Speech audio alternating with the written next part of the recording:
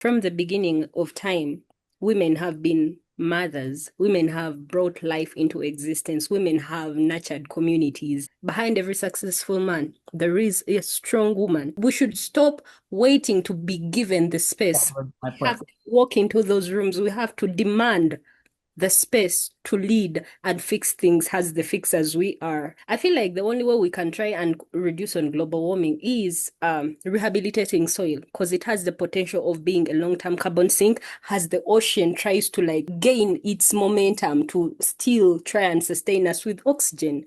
And that will only be possible if we support small-scale women and younger farmers around the world and also giving them the space to speak their mind and create and spread the awareness there needs to be because we have a lot of innovative thinkers among young women and girls. We just need to build that space for them. And through the LeadHERship initiative, we are working towards that. Hello, welcome back to Code Green Conversations for a Future We Want and Our Kids Deserve.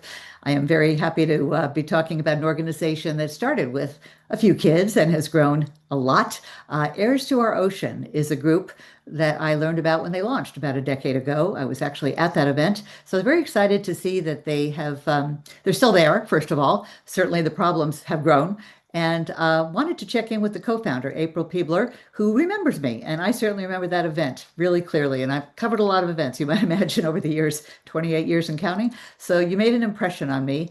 And we also have a special guest, Latifah Nansubuga. And you said it so beautifully. I'm trying to read without my glasses.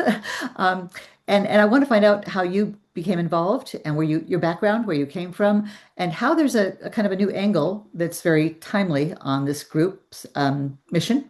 And I'm a woman on e-mission. So tell us about yours, April. Yeah, so really thrilled to see you. Thank you for having us, Betsy. We launched Heirs to Our Ocean in 2016. And at that time, we had really realized the challenge moving forward. We launched it in May, and in November, we had the first, if I can be honest and straightforward, the first term of the current administration. And so right away, we knew we had a pretty big boulder to push uphill. Tenacity, when you're a youth-led organization who's very passion-driven to protect the ocean and the climate as the one water system and their communities and are addressing eco-justice issues, then you move forward, you don't stop.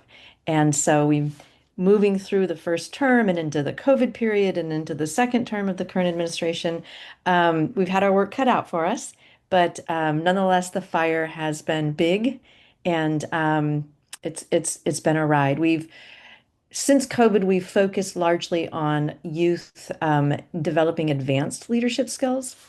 We had to go into for a couple of years, if you recall, more of a video conference based instruction programming, which actually was pretty incredible because we could easily bring in so many youth from around the world, including those we got laptops to and taught how to use it, into these spaces. And so you really had this real breadth of diversity in the rooms. And we moved into an advanced leadership space pretty quickly in that period during COVID. So that's where we are now. We have a U.S. Youth Leadership Council, which is U.S. occupied lands, territories, and it's in its sixth cohort. We have an international leadership council, and that is largely IUC UNESCO's decade-based work, which is fantastic. Yeah, so it's been beautiful, it's been wonderful, and I have to admit, quite a ride also with the challenges along the way, but Yeah, certainly worth it. we won't dwell on the politics, but it certainly has a role, unfortunately, in the wrong direction. Um, Before we talk to Latifa, I just want to, I think, mention that April, you were co-founders with your children, and Mhm. tell me just a bit about that coming to pass. Yeah. So it stemmed from Charlie and Dakota's real interest in doing something for the ocean issues they were seeing. We're in the San Francisco Bay Area, and the reprieve for us was going over to the coast of the Pacific, and they started to witness sea star wasting disease and warming waters and the issues that kept arising with the sea otters, which were a love of Dakotas. And as the waters warm, domoic acid poison increases, and that's a real effect on sea otters, which affects our kelp. They're a keystone species. So since then, Dakota was nine. Dakota is full bore ahead in sea otter conservation. So has experienced working with researchers and now is volunteering while a sophomore in university at Marine Mammal Center. Has done her own research on the effects between surfers and sea otters and is going to be presenting that at the AGU Ocean Sciences Conference in Glasgow Wow. in April, March next year. So yeah, Charlie's pursuing. They are very busy with three languages and very interested in climate policy and heavy in social rights. So I suspect Charlie's avenue is going to be heavily into policy as they move into their career. Good job, Mom. We need all the environmentalists we can raise, and we have one here, Latifah. How did you find Heirs to Our Ocean, or how did they find you? Thank you so much, Betsy. I remember finding Heirs to Our Ocean back in 2020, before COVID. It was like on the door of COVID. It was at the verge of getting into the pandemic and like having I'll lockdowns. remember it too well, yes. So We know what we were getting into. Go ahead. I was able to join Heirs to Our Ocean in 2020 through their Summit for Empowerment, Action, and Leadership, which was virtual by then due to COVID. And I was able to learn how to make videos, how to do advocacy, but through film, because that was a skill set that I had never done before or even learned before. And through the help of Heirs to Our Ocean, by shipping us laptops in Uganda, we were able to be a part of the 2020 virtual summit that was held by Heirs to Our Ocean, where we learned how to use cameras, videography to also do activism and tell stories on how the climate crisis has impacted our communities and has impacted our waterways. And from then we have been working together. And I was able to come to the States in 2022 to still attend a summit for empowerment, action, and leadership, which was all female identifying backpack. And it was really educational, empowering, connecting. And it reminded me of my first love, which was Mother Nature, and seeing how we humans have really impacted her with our actions, our decisions, the policies going around. And this is where we are today, working together again. And tell us a little bit about the physical environment where you grew up. I grew up in Uganda, in a urban area, more of a slum, from a family of five children, where I happened to be the only girl and the last born. So growing up there, having to experience, unfortunately, forced child marriage at the age 13 due to the climate crisis, having impacted my community with unpredictable and extreme weather, and that brought about a lack of food. So being the only girl and the last born, I was the acceptable solution because through my unwanted marriage, my family would get bride price, which is food and money, to be able to survive for some little time. But that is not what I wanted. I wanted to be the author of my own destiny. I wanted something different. In my dreams, I was a leader. I was the president of Uganda. And here I am in reality being forced into a marriage I did not want. So I was like, no, At girl, 13, did you say 13 years old? Young? yes, please. Unimaginable. So That's another issue I guess we shouldn't delve into today, but I'm glad you have prevailed.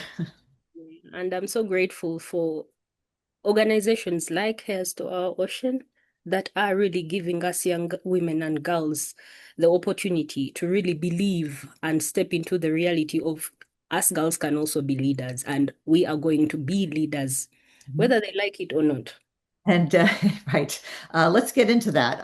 This is a time where women are really coming into our power, which of course we've had all along, but I don't know if they're letting us or we're just taking it. I think we're taking it, but I don't think there's any going back. April, tell us about, was that part of your mission to bring in girls and to have an international focus, or was that part of the evolution? Yeah, it was really interesting in having watched the last nearly 10 years because as we were all inclusive. all youth, didn't matter the gender. And consistently that entire time, we were always at about 80 to 85% female. So much so, there was one program we decided we just need to have it all male, just so that we can really see, get a sense of what's happening here. But it was the females who were really moving. So now, of course, this is a generalization. There's absolutely those young men too who have shined in leadership extraordinarily. But generally, in terms of the numbers, it was mostly the young women and girls who were quickly, proactively, passionately moving into the leadership roles in a way that also nurtured the organization, nurtured their communities, and looked at things globally. So that was a very interesting thing to watch. And as that was happening, there's so much research out there now about not only the oppression of women in leadership, which has been, for, oh my goodness, millennia at this point, but also so many studies that show when women are in at the highest level of corporations or government, real change happens through eco-innovation, through drop in emissions even. And so Pew Research did a really interesting analysis that looked at what's the percentage. We know that now, right? At this point, we have those stats through different institutions' research. Um, how many women leaders are there really? And it's only about 31% they found in UN nations that had those high level positions for women. And the US, of course, has never had a woman president. Not yet. Um, yeah, so those two things were happening for us, and we do see it very much as a solution because if we look at what's happened, even in the last 2 years since Heirs to Oceans was formed, the worsening of what our kids are experiencing and then their kids are going to inherit is tremendous. Like from the devastation, it's at this other apocalyptic space now that we must do something, even if it's climate or humanitarian, all related, of course. So we decided to excitingly dive headfirst into kind of what's calling us right now. And so next year we are launching our 2026 LeadHERship, capital HER in leadership initiative. And very excited to give a sneak peek of what that might look like. We are still going to be working with young men and boys, but we're going to also have very focused spaces for young women and girls, even in those co-ed spaces. And we're also going to we're going to launch, this again is a sneak peek. We've not made this public yet. A Exclusive. fantastic, yeah, it's Great. exciting. An all young women and girls um, leadership council. It's an advanced leadership 7-month cohort that Latifah is going to be leading.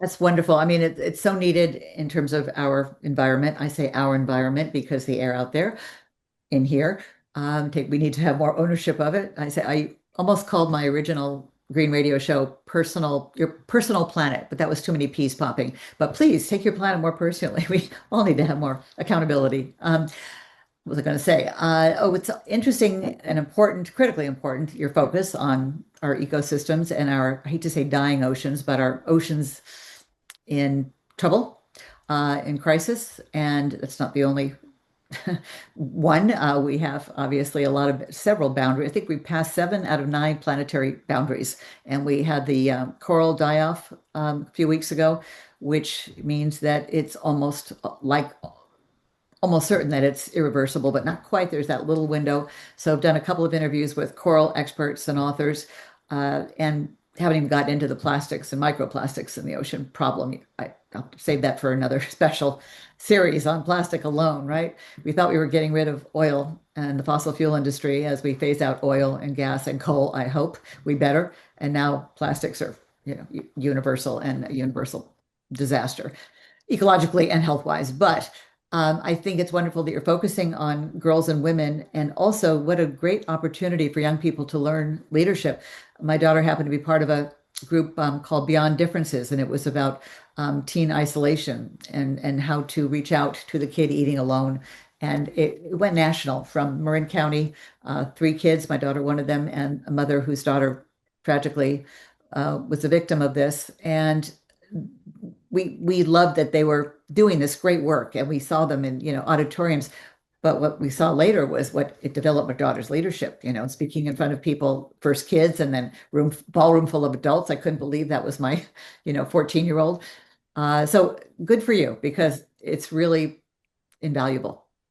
Something I should also point out, Betsy, is the component that we utilize by way of bringing youth together across all the barriers, the cultural, the background, all the pieces, is in our one water system. So it is ocean protection, climate protection, and the related intersectional humanitarian issues that arise therefrom. And so you mentioned plastic. The Leadership Council is going to have a specific plastic pollution committee that's focused specifically on ocean waterway plastic. So just wanted to share that's always been the core in terms of bringing youth together in purpose, and it remains. And the problem with plastic, at least more people are aware of plastic pollution and in the ocean waterways. And it was just another whale washed up on the coast of California with, wrapped in fishing nets from, trawlers from boats. We've had, quite a few whales wash up. Do you know what's going on with that? Well, I think there's three. There always has been. Charlie used to focus on derelict fishing gear and how whales would become entangled in that. That's a continuous problem. Of course, ingesting it as well, not just entanglement, but then ship strikes. There's so much activity anymore in the ocean, and the noise really affects them in terms of their ability to navigate themselves in the water. So it's, and then there's, of course, with the climate change, there's migration that's changing for them, and so they have to follow the food. Yeah, there's a lot of pieces actually for whales right now. It could be any of the above. And of course, we haven't even talked specifically about the warming water in the oceans and what that's doing to coral and other living systems. And one of the experts I had on a few weeks ago, Julie Burwald, expert in coral, she wrote a book called Love on the Rocks and one about jellyfish, Spineless. I recommend those two books highly. And, she talked about some of the geoengineering experiments that are being put forth and how there is at least a lot of money being put into this now that funders have realized, gee, this is a really major problem. Um, but she said, until we cool the ocean, it's only going to get worse. How do we cool the ocean? Well, we have to stop putting greenhouse gas into our atmosphere. Like ultimately, it all boils down to the emissions. Yeah, And we're going in the wrong direction. we're So, going in the wrong direction for sure. but we want to keep this positive. So tell us what people who are watching can do, especially young people who want to get involved. I turn that over to you, Latifah, considering your time at Capitol Hill. Thank you so much, April. What young people can do in terms of getting involved is joining Heirs to Our Ocean's different programming. Join us at our website, go through and see what are the different programs that we as an organization have laid out, and then see what fits your soul. Because we have this summits for empowerment, action, and leadership. We have the youth action councils, and then we have this brand new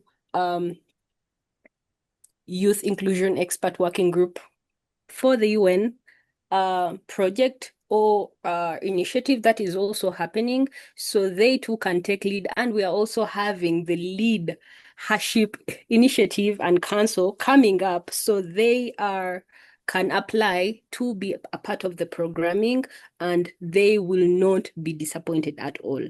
I am a living testimony of the fact that it really works, because I have been a part of the Youth Action Council for now 4 years.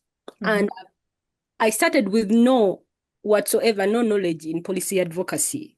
I've been doing activism, but for empowerment of girls and women in the direction of education, and also bringing about a realization of the fact that climate issues are resulting into humanitarian crises. But I had no idea, I did not connect the dots that climate issues are also facilitated by wrong policies in place.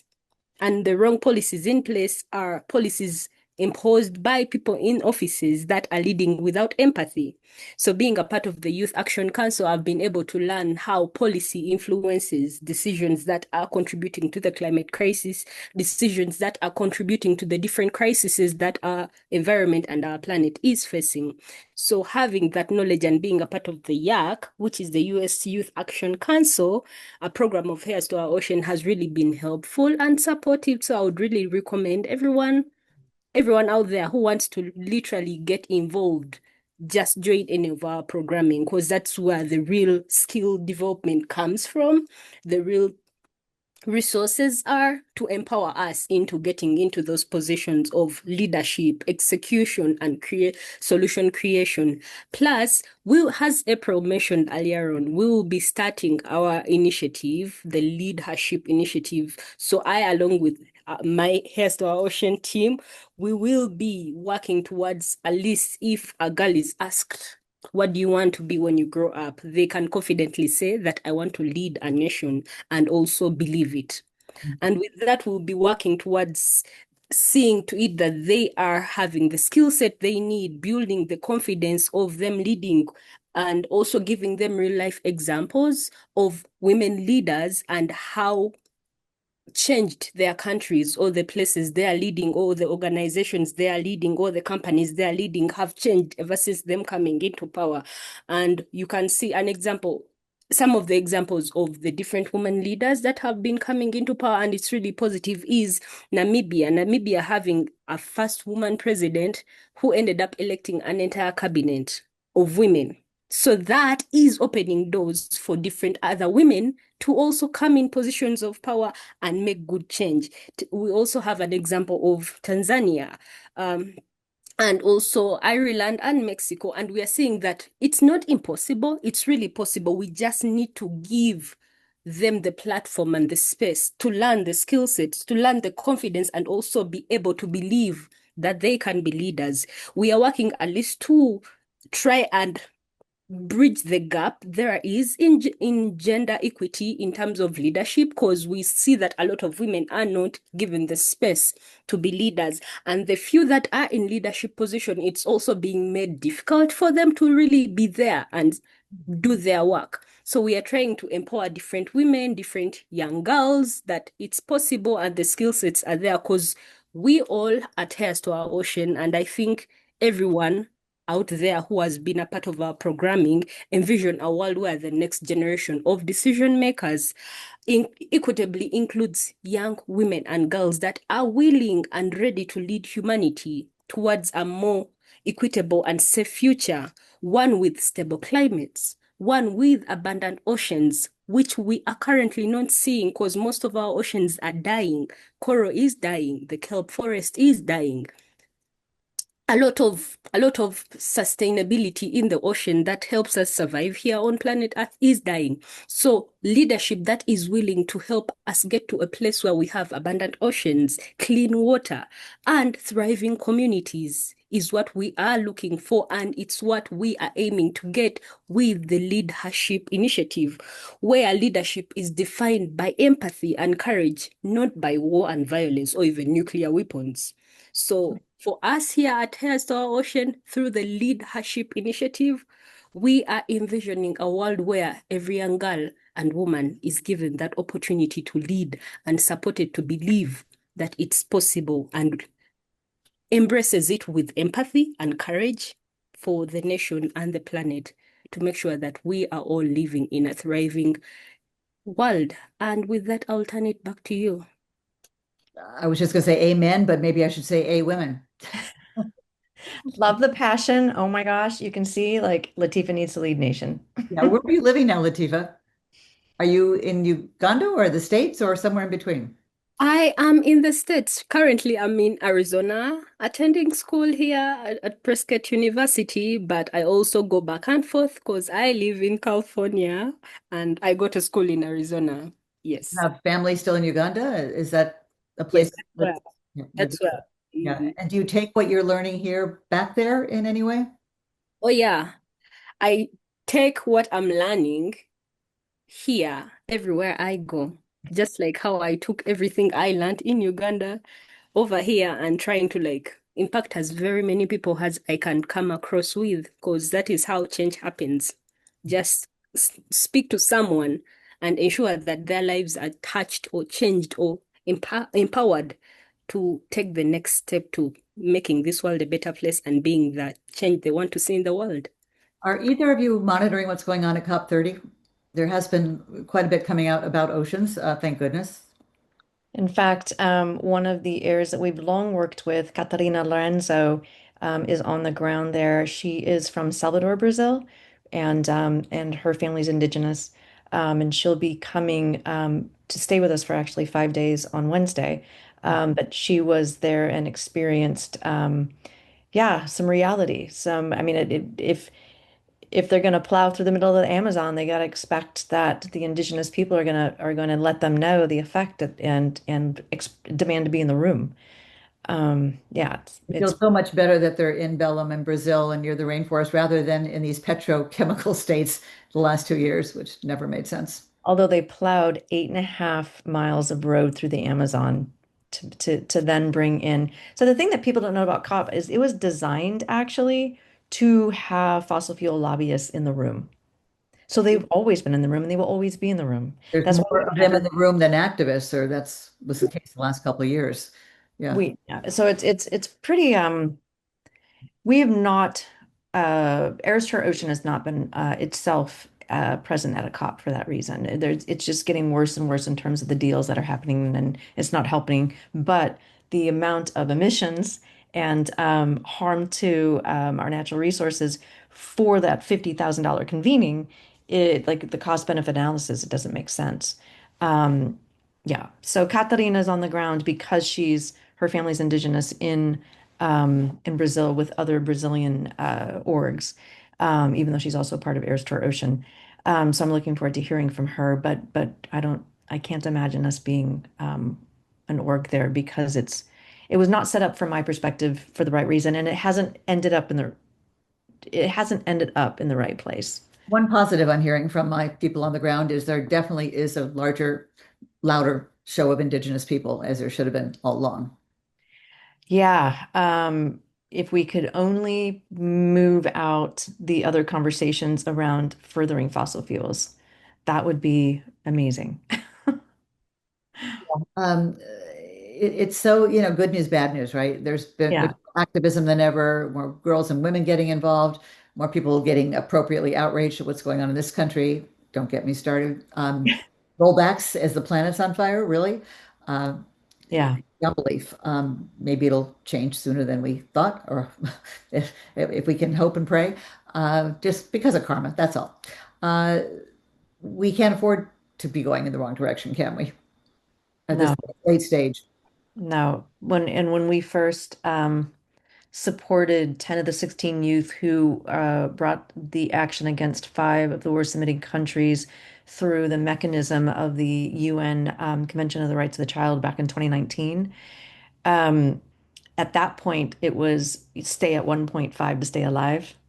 And this is not even that many years later, well beyond that. I know. And with the 2-year-old granddaughter, I can't quit. Exactly. So we need more women doing what we're doing, right? But woman of best change. That's another one of my female power words. Um, I just sit here and make up words. That's all I do. Just so we can laugh as well as cry. Well, thank you so much, both of you. We do need to close, but if there's any last quick thoughts that you didn't get to say, now's your chance.